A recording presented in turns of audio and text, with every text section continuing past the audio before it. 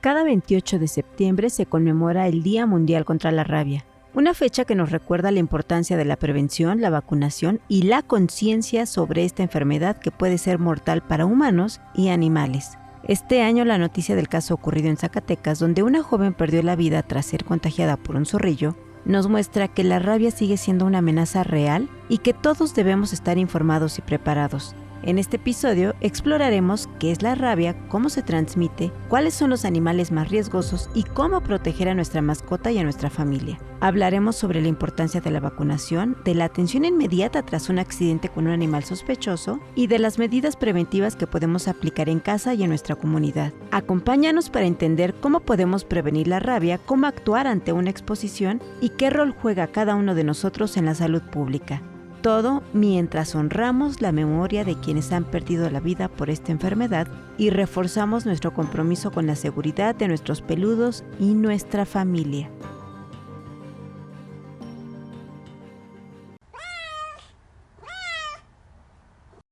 Esta es una producción de Estudio Cliar. Hola, bienvenidos sean todos ustedes a su podcast Entre Vets y Peludos. Hoy tenemos la asistencia de la doctora Isabel Bárcena. Y vamos a tener un tema de mucha actualidad, muy importante, no nada más para los que tienen mascotas, sino incluso para la gente que no tiene mascota. Doctora, muchas gracias por haber aceptado la invitación. ¿Cómo estás? Hola, ¿cómo estás, Abby? Muy bien. Muchas gracias a ti por invitarnos, por considerarnos también pues parte de estos eventos, ¿no? Que creemos son muy importantes también para pues que la sociedad, los colegas nos puedan conocer y puedan saber de muchos temas. Entonces, muchas gracias.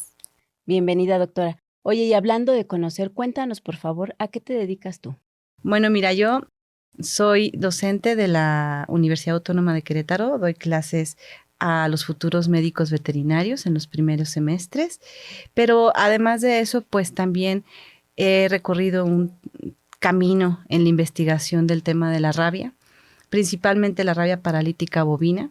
Y con el transcurso de los años, pues hemos también empezado a ver que el tema de rabia no debe ser dividido entre bovinos y animales o pequeñas especies, ¿no? Entonces, tenemos que abordarlo siempre en una generalidad. Está interrelacionado. Entonces, pues me he dedicado en gran parte de mi vida académica, a poder investigar sobre este tema, ¿no? El tema de la rabia. Y bastante interesante. Sí.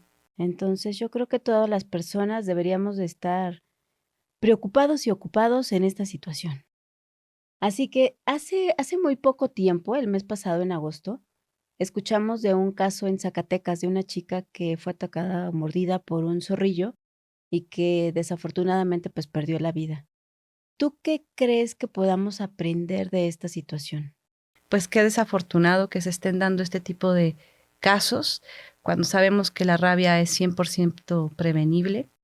La vacunación tanto a los animales que la transmiten como también el tratamiento profiláctico hacia los seres humanos que están expuestos, ¿no? Entonces, desafortunadamente, pues esto es algo que ocurrió.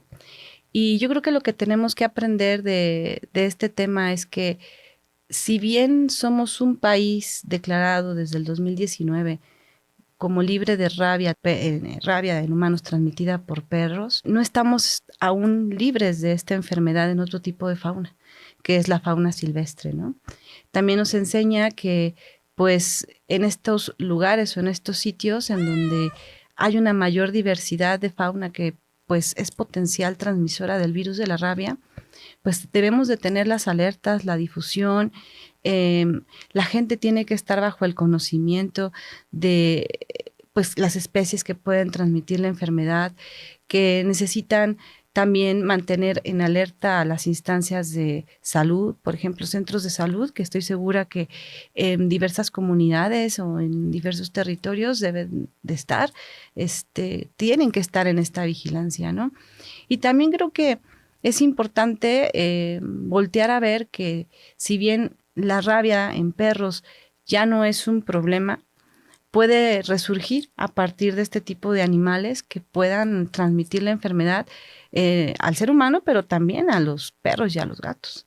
Entonces nos enseña eso, ¿no? A tener las alertas altamente en la prevención, a no bajar la guardia con la vacunación en los animales domésticos, que es con el que más convive el ser humano, perros y gatos, pero también a mantenernos atentos en este otro tipo de fauna, ¿no? No tocar zorrillos en la calle, por ejemplo, no manipular murciélagos de cualquier hábito alimenticio.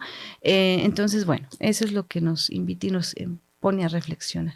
Así es, dijiste cosas muy importantes y una de ellas es no bajar la guardia, porque a veces creemos que como ya somos declarados libres de rabia a través del perro, pues ya no pasa nada si no vacuno a mi mascota. Así es. Oye, pero cuéntanos, ¿qué es la rabia?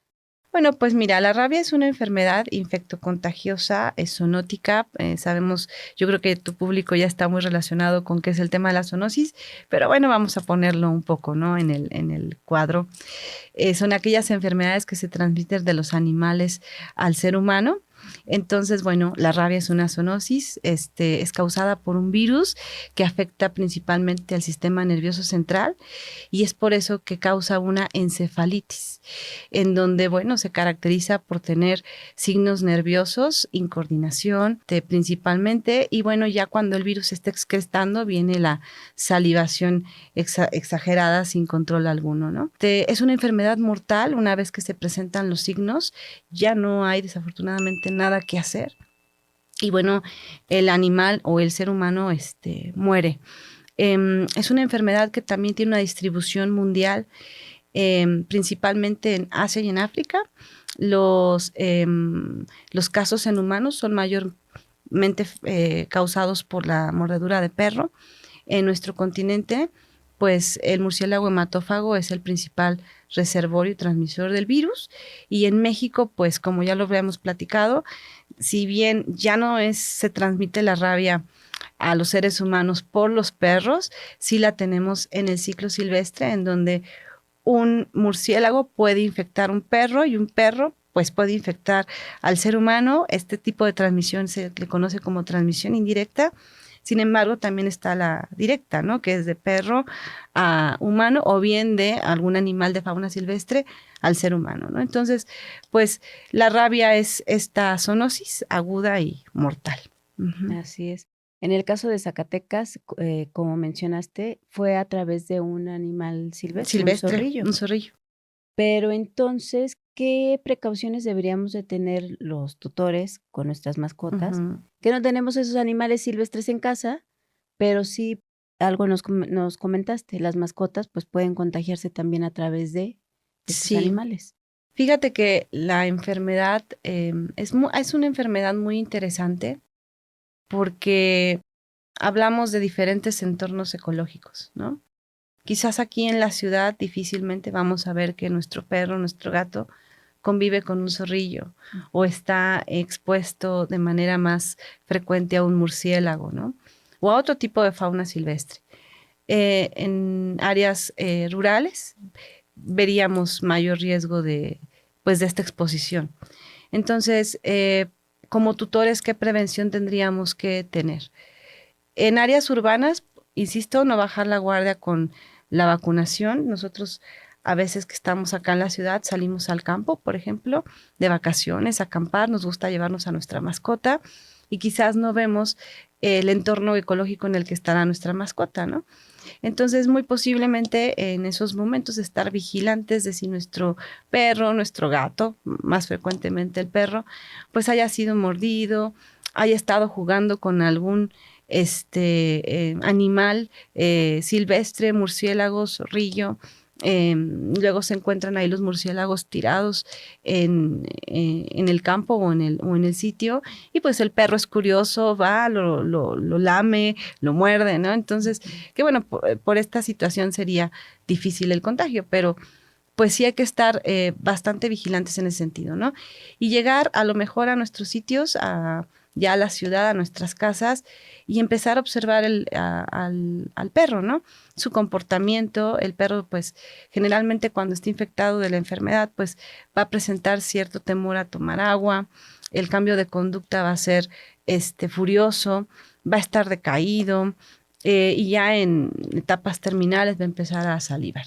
Entonces, tenerlo en observación. Pero sobre todo, primero ser vigilantes, observando con qué tipo de fauna está conviviendo mi mascota, para no entrar tampoco en esta crisis de pánico, ¿no? De, ya se fue al campo, ya va a tener rabia, no. Hay que tener bastante cuidado en eso y estar vigilantes. Estos datos son muy importantes que los recuerde el tutor cuando lleva a su mascota al veterinario, porque cuando estamos en la historia clínica omitimos muchos detalles.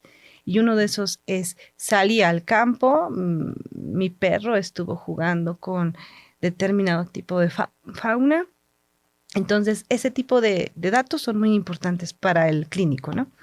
Pero también, pues principalmente la vacunación, que su perro siempre esté vacunado contra la rabia. Entonces, bueno, el esquema de vacunación, pues tradicionalmente es marzo-abril y un refuerzo en septiembre. Pero bueno, ya, esto es parte de cómo se organizan las campañas de vacunación. Pero bueno, si existe la posibilidad, pues que lo lleven siempre al médico veterinario particular para que le puedan aplicar la vacuna antirrábica, ¿no? Y en áreas rurales, quizás tengamos un mayor esfuerzo con los tutores, porque la dinámica cambia. En el área rural, pues tenemos, o es más visible, el hecho de que el perro esté en la calle, esté en una pradera, ¿no? No esté tan confinado o tan dentro de casa. En esta área rural, pues hay muchos sitios, ¿no? Como por ejemplo los refugios de los murciélagos, muy cercanos quizás a las zonas en donde tenemos poblaciones de seres humanos con mascotas. Entonces, ahí cambia este panorama y ahí es en donde hay que reforzar mucho de este tipo de difusión, hablarles a las personas acerca de los riesgos que implica que su animal esté fuera de casa, empezar con la concientización sobre el mejor cuidado para nuestra mascota, ¿no? Todo esto que también en aras de bienestar animal, pues estamos en una lucha con las pequeñas especies. La enfermedad se transmite a partir de la mordedura de un animal infectado a otro no infectado a través de la saliva, porque el virus se está excretando en saliva. Sí, muy cierto, se ha documentado que puede darse también la transmisión por aerosol, por esas pequeñas partículas, ¿no? Que van en esta vía aérea, aunque bueno, es poco frecuente. Okay. También se ha documentado que por el trasplante de órganos de un individuo infectado a otro. Sin embargo, la más frecuente es a través de la mordedura de un animal contagiado a través de la saliva a otro, ¿no? Entonces sí quería puntualizar esa parte, es importante. Porque no el hecho de que esté ahí jugando, insisto, con el animal silvestre necesariamente implique un contagio, ¿no? Si no fue mordido, si no fue rasguñado, pues el riesgo baja. Sin embargo, es importante manifestar esto también al clínico. Así es, y tenemos la creencia o el mito de que solamente los perros y los gatos nos pueden transmitir la rabia. Así es. Y tú ya nos dijiste que no. Ya nos dijiste, ojo, alerta, si se van al campo, cuidado con lo que están viendo, escuchando, oliendo sus mascotas. Porque a lo mejor ese animalito silvestre que anda por ahí, lo escuchan, le llama la atención y ahí va el perrito de curioso, ¿verdad? Entonces hay que estar alerta. Y lo que dijiste también, la vacunación, que es súper importante. Oye, pero ¿qué otros animales silvestres entonces pueden transmitir la rabia? Como te decía, en el mundo son muchos los reservorios y los potenciales transmisores del virus. Empezando, bueno, hablamos del perro en su ciclo urbano, y incidentalmente el gato. Actualmente México estamos viendo un panorama importante con la transmisión en la fauna felina. Y tenemos también el otro ciclo, que es el ciclo silvestre, en donde encontramos a fauna terrestre silvestre como los zorrillos, mapaches, lobos, otros carnívoros, fauna silvestre, y por el otro lado el ciclo aéreo, que también es silvestre, en donde tenemos a los quirópteros, principalmente los murciélagos hematófagos, más que nada por el hábito alimenticio que ellos tienen de poderse alimentar de sangre, necesitan comer, y en ese momento en el que ellos buscan el alimento, al momento de hacer la herida, pues transmiten y favorecen la transmisión del virus, ¿no? También están los murciélagos insectívoros, Y aquí sí también quiero ser muy puntual. No hay que satanizar a este tipo de fauna. Toda la fauna nos enriquece y mantiene un equilibrio ecológico, ¿no? Entonces, tener mucho cuidado con esto. Los murciélagos son especies bastante enriquecedoras de hábitats, polinizadoras, pero desafortunadamente pues también se enferman, ¿no? Y bueno, pueden transmitir con ellos este virus, ¿no? Pero hay que estar muy vigilantes y también en este cuidado de la salud de este tipo de fauna. Me gusta esa parte que dices, no satanizar, porque sí, efectivamente, todo es parte de este mundo y formamos un equilibrio entre Sí. todos.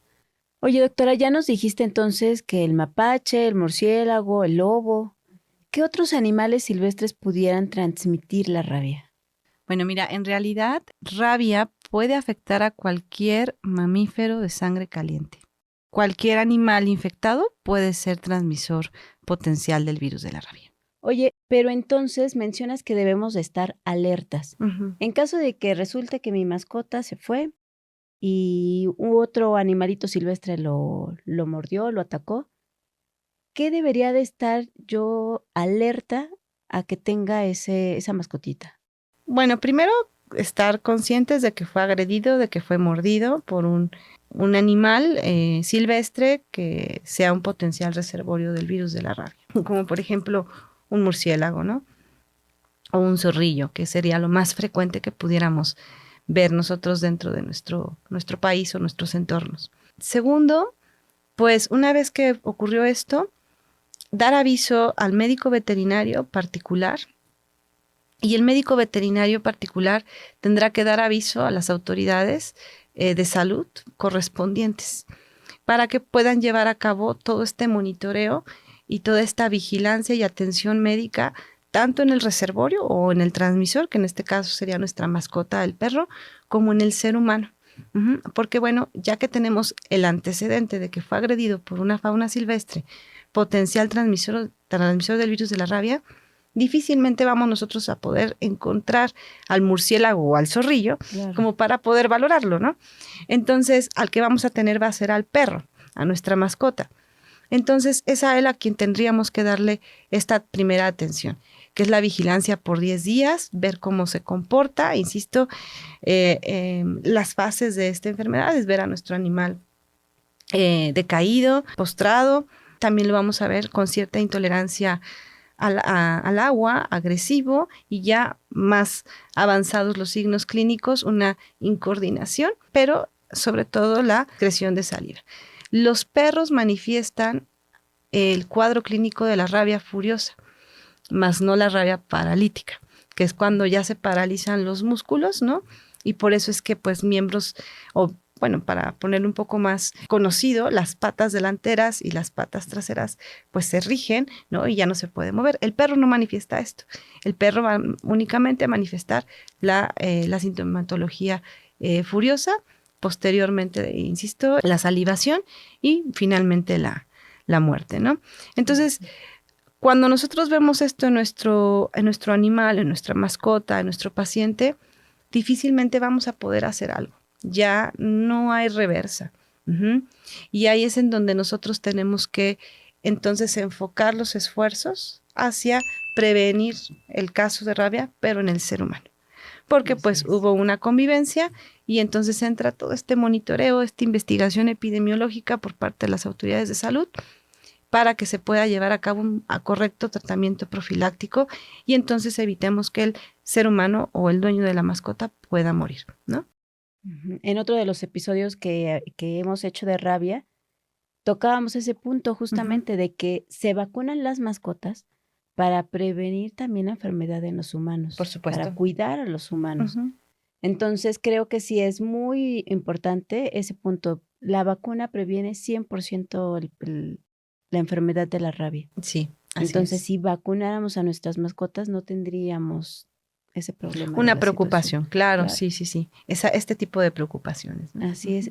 Y, doctora, ¿qué último mensaje les darías a nuestros tutores en cuanto a este tema de la rabia? Ya nos hablaste mucho de concientizar, de los riesgos que pueda tener el que llevemos a nuestra mascota, hay que estar vigilantes donde anda y demás.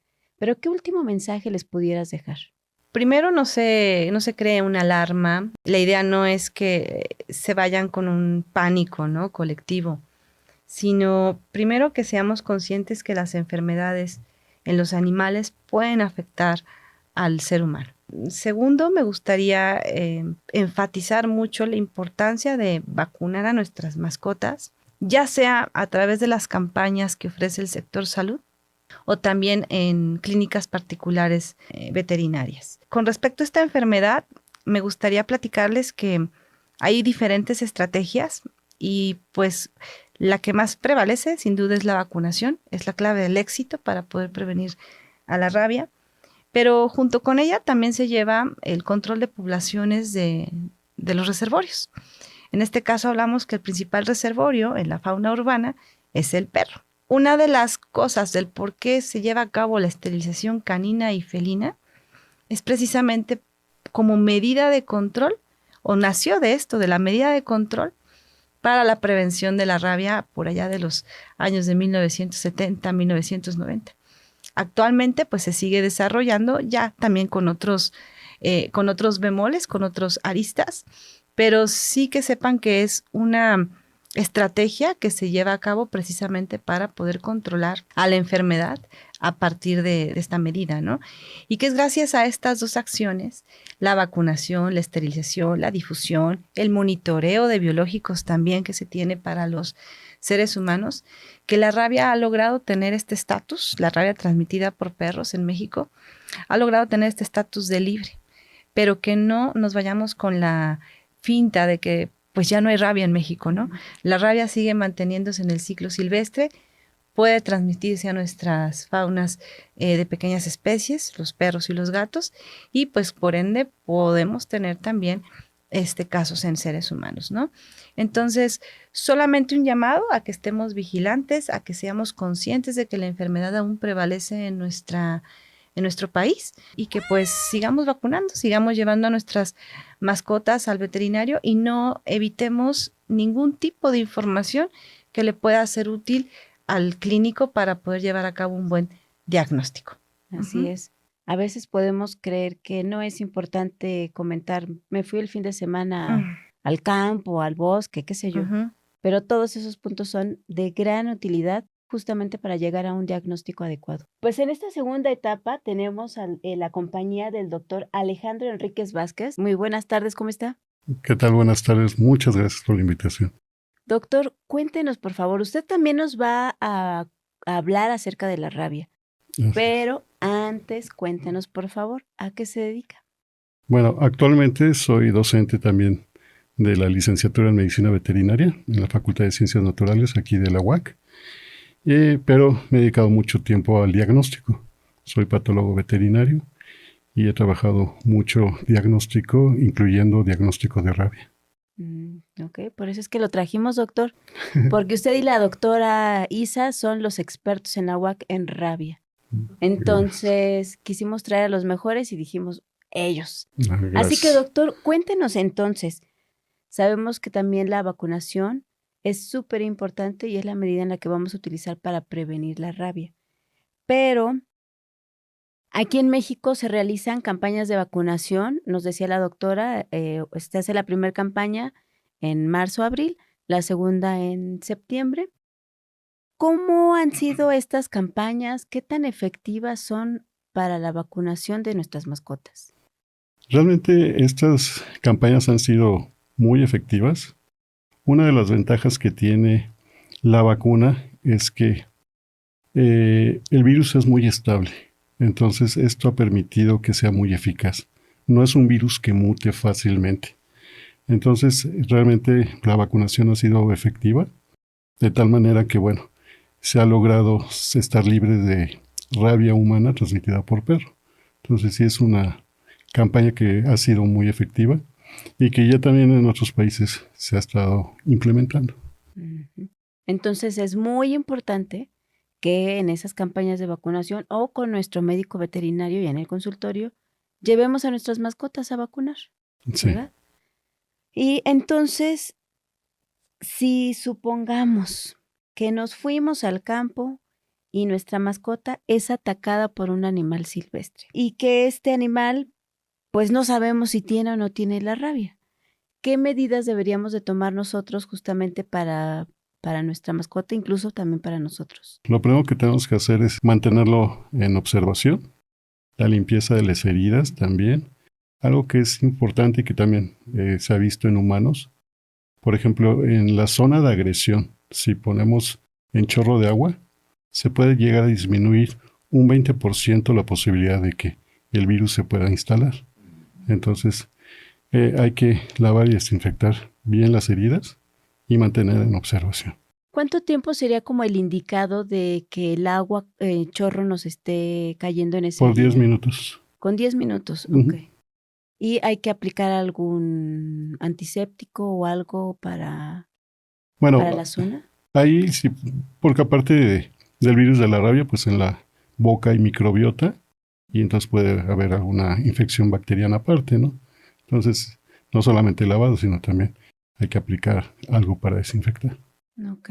Ujú, Entonces, lavar bien el área. Si podemos, si tenemos a la mano algún desinfectante, ujú. algún antiséptico, sería bueno entonces. Sí, ¿Y con nuestras mascotas es lo mismo? Lavar la herida y a chorro de agua y aplicar algún desinfectante. así es. ¿Y algo extra que podamos hacer con nuestras mascotas? Mantener en observación, Ujú. mantener en observación Ok. para ver si está vacunada, mantenerla en observación para que la posibilidad al estar vacunada pues disminuye también bastante. Claro. Ujú. Nos decía la doctora que si vacunamos es prácticamente como el escudo que le podemos poner a nuestra mascotita para la prevención contra esta enfermedad de la rabia específicamente. Ujú. Entonces, por eso es tan importante y hacemos tanto hincapié en que debemos de llevar a vacunar a nuestros perros, a nuestros gatos, ¿verdad? Así es. Y en México existen pues protocolos en cuanto al manejo de estos casos sospechosos de animales o incluso también de humanos. ¿Cómo es que se coordinan las autoridades para estos protocolos? Bueno, en el caso de la Secretaría de Salud, ellos tienen su manual de los pasos a seguir cuando hay agresión. Ahí ellos determinan precisamente esto del lavado, la observación, ¿sí? Y bueno, cuándo se merece la aplicación de vacuna, cuándo no, o incluso hasta de inmunoglobulinas. En el caso de veterinaria no hay tantos protocolos, pero lo que comentamos, que los animales estén vacunados y que realmente desinfectar la zona. Bueno, aquí lo importante es si una persona es agredida, sí es bien importante que vayan al centro de salud. Ahí los van a tratar, ¿sí? O sea, yo aquí hago una recomendación de lavado y todo eso, pero realmente deben de acudir a los centros de salud, donde ahí el personal va a hacer va a tomar la historia clínica, va a hacer la inspección de la herida, ¿sí? Y ellos ya deciden si se vacuna o no se vacuna. Así es. Es importante que vayamos a esa atención médica oportuna, prácticamente de urgencia, porque pues no sabemos si el animal tiene o no tiene el virus. Entonces, nos decías, el sector salud determina si se aplica o no se aplica vacuna. ¿En qué consiste o de qué se basan para saber si aplican o no aplican la vacuna en humanos? En su manual, lo que comenta, bueno, es dependiendo el tipo de herida. Si es una herida superficial, es menos probable que se transmite la rabia. Si es una herida profunda con desgarre, ahí puede ameritar. Si es un animal que conocemos, por ejemplo, un perro de un vecino, también hay que ver la situación por qué agredió. Sí es importante que si conocemos al animal, que se pueda mantener en resguardo durante 10 días. Si el animal tiene rabia, en esos 10 días va a morir. Si no muere, no tiene rabia. Y bueno, si muere, hay que hacer los estudios pertinentes para ver si realmente murió por rabia. Entonces, en ese tiempo, pues se atiende la herida. Si llega a morir, se hace el estudio en el animal que murió. Sale positivo, se empieza su tratamiento. Y si es fauna silvestre, sí hay que empezar tratamiento inmediato. Entonces, el sector salud ya sabe exactamente, como nos dice, dependiendo de la herida, qué animal fue el que agredió y demás, ellos ya determinan si se aplica la vacuna o no se aplica la vacuna. Exactamente. Porque a veces podemos creer que como nos mordió o tuvimos una agresión o alguna herida de algún animalito, ya a todos nos tienen que poner la vacuna y no es así, Exacto. de acuerdo al protocolo, como ya nos decía. Muchas gracias por esa aclaración, porque creo que es muy importante ese punto también. Aquí quiero hacer hincapié en eso, que en muchos casos que ha habido de rabia últimamente, como comentaban con fauna silvestre, que se encuentran un animal atropellado y lo quieren levantar. Obviamente el animal está asustado, tiene dolor, lo quieres y es silvestre. Lo quieres manejar, te va a morder. ¿Sí? Y el problema de estos casos es que pues no hace nada. Ya lo mordieron, se lo llevan a su casa, tal vez sí limpian la herida, pero nunca fueron al centro de salud. Y entonces, desafortunadamente, hemos tenido decesos de personas por esta situación. Entonces, siempre ir al centro de salud. Gracias por eso también. Es muy importante ese punto, porque a veces hasta con los mismos perros que vemos ahí en la calle abandonados y demás, lo queremos agarrar y el perro nos agrede. Y no sabemos si ese perro, pues si tuvo alguna exposición. Exacto. O cuál es su estado de salud de esa mascota o de ese perro. Sí, y aquí es algo bien importante porque un perro que no nos conoce, pues obviamente tiene miedo. ¿Sí? Y se va a defender. Y si tiene dolor, porque muchas veces pasa eso, que vemos un animal que está con dolor, tal vez por una enfermedad, tal vez porque fue golpeado, tal vez porque fue atropellado, y lo queremos agarrar. ¿Sí? Y entonces obviamente va a morder. Y no quiere decir que tenga rabia. Así es, pero tenga o no tenga, debemos de tomar las medidas de precaución, porque justamente no sabemos si tiene o no tiene. Exacto. Así que, doctor, ¿qué otra medida de prevención podemos tener nosotros en cuanto a esos animales silvestres o animales que pudieran ser potencialmente de riesgo? Pues yo lo que siempre les digo a mis estudiantes es no acercarnos a ellos. Incluso si uno sale al campo y de repente ve ahí, por ejemplo, un zorrillo, y ese zorrillo se acerca a nosotros, podría tener rabia, porque va a haber cambio de conducta. Un animal silvestre le tiene miedo al ser humano, al menos que ya lo hayamos condicionado que le vamos a dar comida. Pero si no, no tienen por qué acercarse. Entonces, si nosotros estamos de campamento, de repente vemos que se acerca el animal silvestre, ese cambio de conducta podría indicar que tiene rabia. Y desafortunadamente, algo que vemos muy común es muchos videos de gente que adopta mapaches, que adopta zorros, pumas, de todo, ¿no? Y tenemos que entender que pues eso no debería de ser.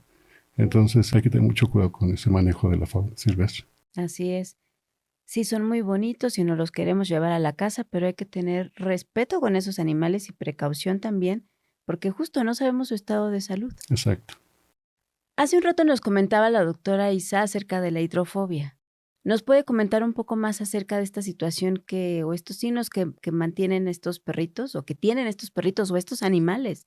Sí, bueno, realmente esto de la hidrofobia se ha llamado así porque vemos espuma en la boca, pero realmente lo que pasa es que hay una parálisis de los músculos para deglutir, entonces el animal no deglute y puede generar salivación. Entonces por eso vemos el espuma, por eso no va a comer, no va a tomar agua, pero realmente no es porque tenga miedo al agua, sino es realmente dentro de las manifestaciones hay parálisis. Ok, entonces nada más para aclarar, no es como tal el miedo al agua, como dices, sino más bien porque ya no pueden tragar. Exactamente. Ok, perfecto. Muchísimas gracias por la aclaración, doctor. Me gustaría que nos diera un último mensaje, por favor. Ya nos dio muchas cosas que debemos de tomar en cuenta, cosas muy importantes, pero un último mensaje para nuestra comunidad, para la gente que nos escucha, en cuanto a este tema, esta prevención de la rabia, por favor.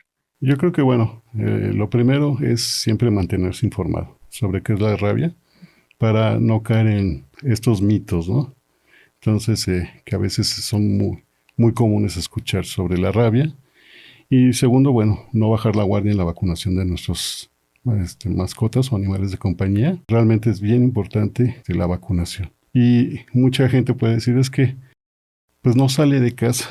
Es un perro, es un gato de casa, no sale. De todas maneras, la recomendación es la vacunación. Por ejemplo, aquí en Querétaro, en la capital, Ujú. se han llegado a ver murciélagos. Entonces Exacto. no es necesario que vayamos al campo. Ellos llegan. Exacto. Entonces es muy importante la vacunación. La vacunación. Así es.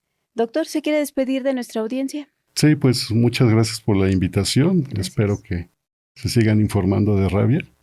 Y pues, así como la doctora Isabel, invitarlos a que pues nos conozcan en la UAC. Ahí estamos trabajando. Hemos también compartido algunas tesis, la doctora y yo. Entonces ahí estamos trabajando en el tema. Muy bien, siempre con las puertas abiertas en la UAC, ¿verdad? Exactamente. Por eso es que los trajimos, porque justamente hay que distribuir. Siempre les digo que, pues, de nada nos sirve tener mucho conocimiento si no lo compartimos. Entonces, Sí. muchísimas gracias a usted, a la doctora Isabel, por haber compartido, pues, todo este conocimiento que ustedes tienen también, toda esta experiencia que tienen también, y justamente bajarla a toda la gente que se va al campo, que tiene mascotas, que debe de estar atenta y alerta a prevenir este tipo de enfermedades. No, pues gracias y siempre las puertas abiertas. Muchas gracias, doctor. Así que muchísimas gracias a todos ustedes por habernos escuchado en este episodio. Hoy tuvimos a una dupla muy buena de la UAC, la doctora Isabel Bárcenas y el doctor Enríquez, que muy gustosamente estuvieron aquí acompañándonos. Y pues bueno, ya saben, vacunen a sus perritos. La prevención es lo mejor que podemos hacer para ese bienestar animal. Y la recomendación de siempre, suscríbete si no te has suscrito y síguenos en nuestras redes sociales. Esto fue en Entre Vets y Peludos. Muchas gracias.